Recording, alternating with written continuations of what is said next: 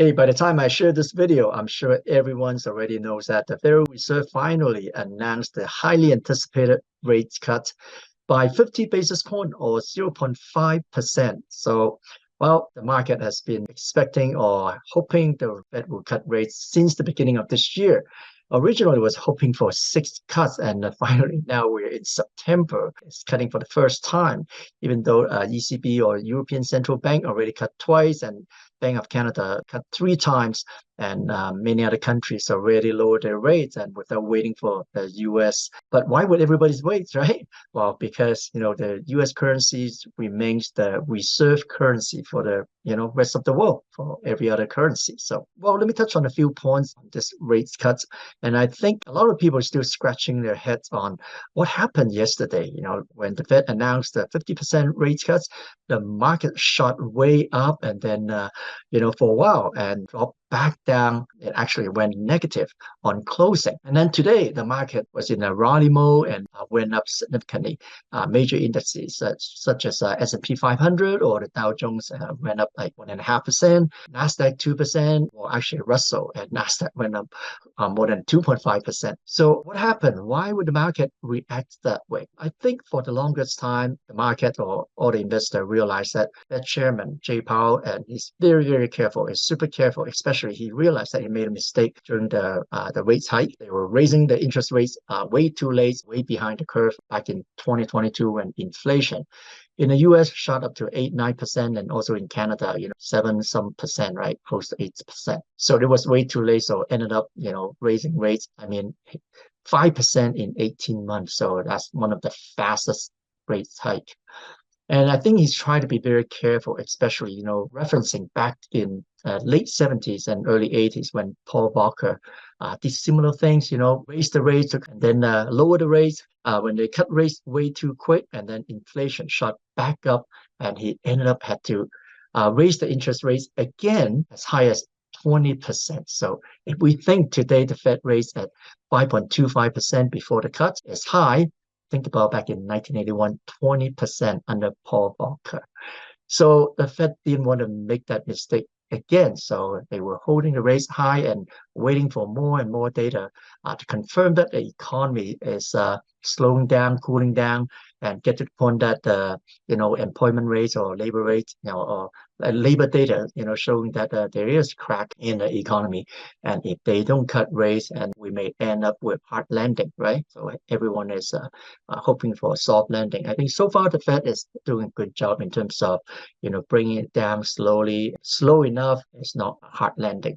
So I think that's part of the reason. And on the other hand, as the markets keep debating whether it should be 25 or 50 basis point, and both sides has its own reason, right? And of course, there's so many other things that the Federal Reserve have to consider. At the end of the day, it doesn't matter whichever side that we think, the interest rate should be. At the end of the day, most of the people knows that, well, given, the history, observation, and the anticipation is that although everyone was hoping for 50 basis point, but they know that chances are it's only 25 basis point. So when the Fed announced 50 basis point cuts, and everybody's, it was a nice surprise actually. So that's why right at that point, the market shot up. But what happened? Why it went back down right after that? My personal take is that after, short-lived excitement, and a lot of the investor all of a sudden realized that, well, wait a minute, the Fed has been so careful. Theoretically, it should be 25 basis point. If they're cutting for the first time and went with 50 basis point, are they seeing something that we don't see? Are they really seeing, some major concern and issue in the economy? The GDP, consumer expenditure, the personal debts, and also corporate debt, racking up, and the defaults are increasing, and also labor market is deteriorating. Are they seeing more in that area that we don't see? So all of a sudden, a lot of people realize, becoming very, very concerned. So when investor, have feeling uncertainty, what do? They sell. Whether investor, they're mostly trader, right? So that's how they make money, trading in and out. So just like musical chairs, there anything would trigger pretty much knee-jerk reaction. So all of a sudden, everybody, turn around and selling. That's what happened yesterday. And I think after overnight, cooling down and people had the opportunity to look at some of the other data and they realized this is the starting of the easing cycle. We're not talking about just one cut. And if some of you have followed my video back in the Fed meeting in July and August, Fed chairman mentioned about working toward a normalization back in 2019. That's when the Fed fund is at 2.75 or 3%. Given that's the case, even with this 50% basis point cut, we're talking about Fed fund is at about like 4.75%.